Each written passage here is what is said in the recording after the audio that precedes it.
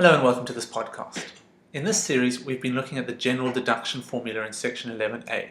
And in this podcast, we're going to have a look at section 23, which limits or prohibits certain deductions, notwithstanding the fact that they might meet the criteria of section 11a. So here's the first slide with some of those provisions. Section 23a prohibits the deduction of expenditure incurred for the maintenance of the taxpayer or his family. So those are personal and private type expenses. Section 23b prohibits the deduction of domestic or private expenses. That normally relates to your home. It does, however, have the Home Office proviso in it, which allows certain deductions in respect of a home office. And the criteria are as follows. First of all, it has to be an area that is specifically equipped for being involved in your trade. So you can't just say, well, I work in the kitchen, therefore I'm going to deduct some cost attributable to the kitchen. It must be specifically equipped for your trade.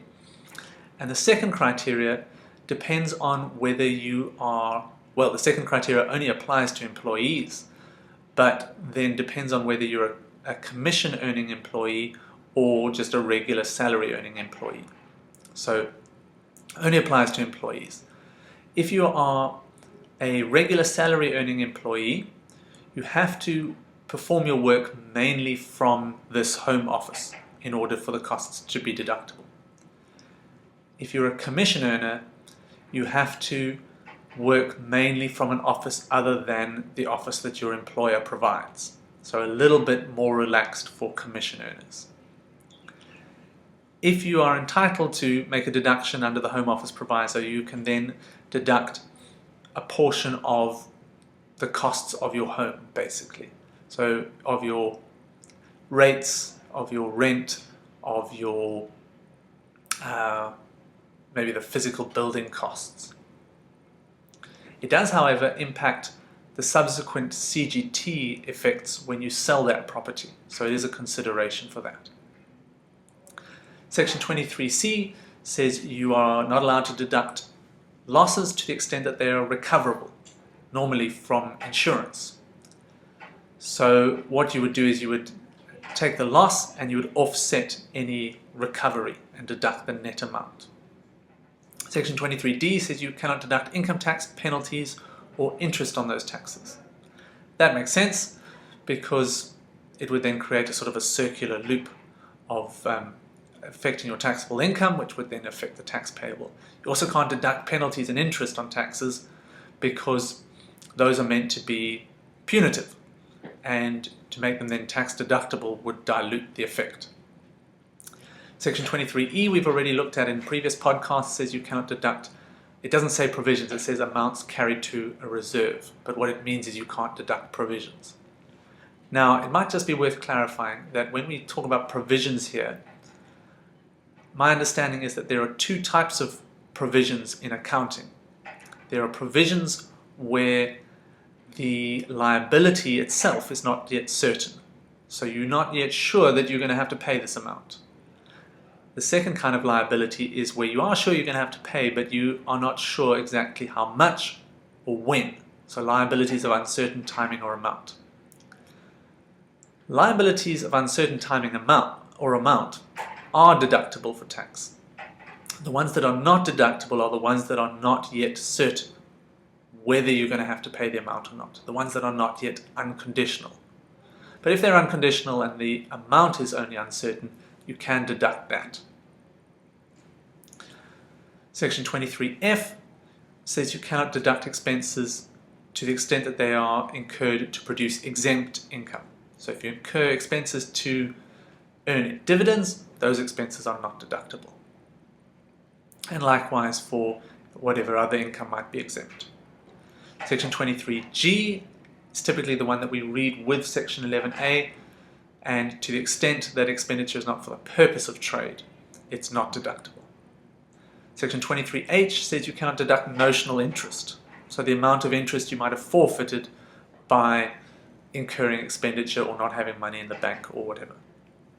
Section 23k limits deductions available to labour brokers. Now, labour brokers are individuals that are selling a service where they would otherwise be employees, and they're entitled to do that, but what they're not entitled to do is incur expenditure that might not be deductible if they were employees. So that's what the 23K restriction is about. Section 23L is really just pointing you to Section 11CA for restraints of trade. Now, 11CA is not a very kind deduction, so you might want to try and use another section instead, and this is just saying you have to use Section 11CA. Section 23M limits the deduction of, or the deductions available to remuneration earners. We'll look at that in more detail on the next slide. Section 23N limits deductions in relation to expenditure that is funded by government grants, and those government grants are exempt. That makes sense. You shouldn't be able to deduct those amounts because the government gave you the money to pay for them and you weren't taxed on that amount received. Section 23O prohibits the deduction of bribes, payments of fines, and unlawful activity. That makes sense. We don't want to encourage that kind of expenditure, so it's not deductible. And Section 23Q says you cannot deduct expenditure incurred in earning foreign dividends. That's not apportioned in the way that the exemption for foreign dividends is apportioned or anything like that. The whole thing is just not deductible.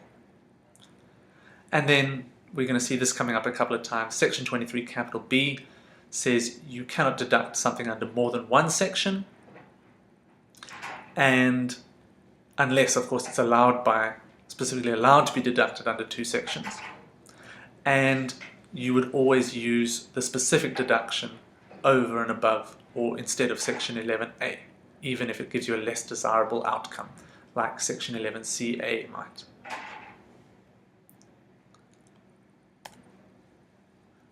So let's have a little bit more of a look at Section 23M.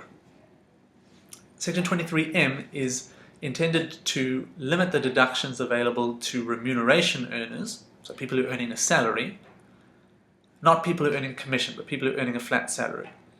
And I think the logic is because whether they incur more or less expenditure, their salary doesn't change. So it's difficult to say that those are in the production of income. Really, if they can earn more, or if they can increase the company's income by incurring expenditure, the company should incur that expenditure, not the employee. So it limits deductions for employees to Section 11K or N, which is the pension and RAF deductions, 11C, E, I or J, which is legal fees, wear and tear, and bad and doubtful debts. Section 11NA or NB deal with refunds of amounts that have previously been included in gross income. Then it also allows you a deduction for premiums on income replacement or disability policies, because we would like to see employees taking out these policies perhaps.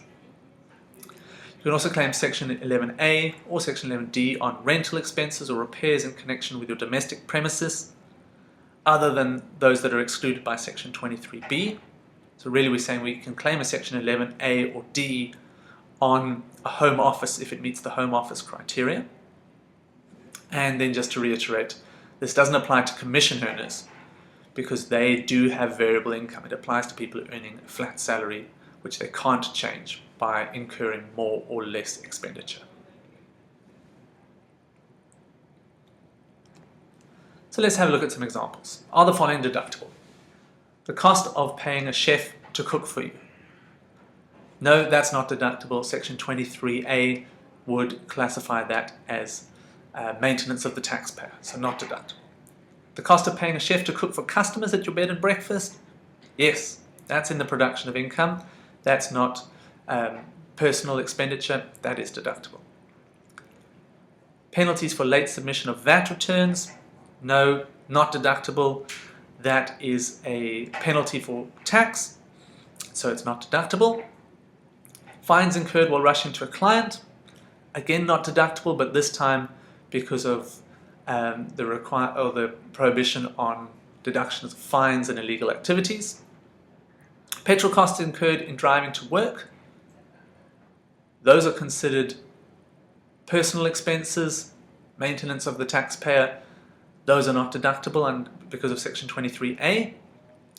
And interest you could have earned if you put your money in the bank instead of purchasing shares.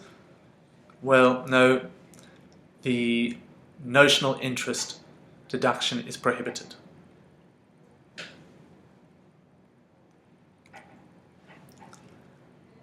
Then I think it's worth having a look at Section 23 capital C, because this is going to become increasingly important as we integrate VAT and income tax. And what Section 23 capital C says is that when you're claiming a deduction, the amount of the VAT input that you are able to claim back from SARS must be deducted either from the cost or the market value on which you are going to base your deduction. So either the cost or the market value, whatever your deduction is based on, must be reduced by the VAT that you are able to claim from SARS. Not multiplied by 100 over 114 necessarily, but what VAT could you actually get back? So if you paid VAT but there's no input deduction, or perhaps you're just not a vendor, then the expenditure is the VAT inclusive amount because you weren't able to recover anything. So let's have a look at some examples and see how that would work in practice. In each of these examples, we're trying to determine what is the Section 11A deduction. So let's say your client is a VAT vendor and they purchase trading stock from another VAT vendor for 114 Rand. How much VAT input can they claim? Well, they can claim 14 Rand. So what is their Section 11A deduction? It's the 114 minus the VAT they could claim. It's only 100 Rand. If the same client purchases trading stock from a non-vendor for 110 Rand, well, there's no VAT input there because they have bought from a non-vendor. So there's no reduction and the Section 11A deduction is 110 Rand. If they purchased second-hand trading stock from a non-vendor for 110 Rand when the market value of the goods was 57, well, they can claim a notional input, but limited to the market value. So the notional input would be 7 Rand, 57 times 14 over 114. Their Section 11A deduction would be 110 minus the 7 that they could recover from SARS, so their deduction would be 103. Now let's look at the example where your client is a non-vendor. So they are not entitled to either claim VAT or not obliged to charge VAT. So they purchase trading stock from a VAT vendor for 114 Rand. Well, they can't claim anything back. So even though they've been charged VAT, their Section 11A deduction is 114. They purchase trading stock from a non-vendor for 110 Rand. Well, there is no VAT, but even if there was VAT, they can't claim it. So their deduction for Section 11A is 110 Rand. Now, as a final consideration, it's worth considering, based on the above scenarios, would you advise purchasing from the vendor or the non-vendor if your client was a vendor himself or not a vendor himself? Well, if these two items of trading stock are the same, if you're a vendor, it's better to purchase from another vendor because you can, although the gross amount is more, you can claim back from SARS. If you're a non-vendor, it might be better to purchase from another non-vendor because now you're more interested in the gross price, the amount including VAT if there is any VAT, since you can't claim the VAT back anyway. So considerations of VAT, it's worth considering whether you are a VAT vendor and therefore who it's cheaper to buy from, or if you're a non-vendor, who it's cheaper to buy from. And likewise, if you're deciding whether to become a vendor or not, you might want to look at whether your customers are vendors or not, because that might determine their decisions. So that is an overview of Section 23, and in the final podcast of this series, we're going to have a look at a past exam question. Thanks for watching.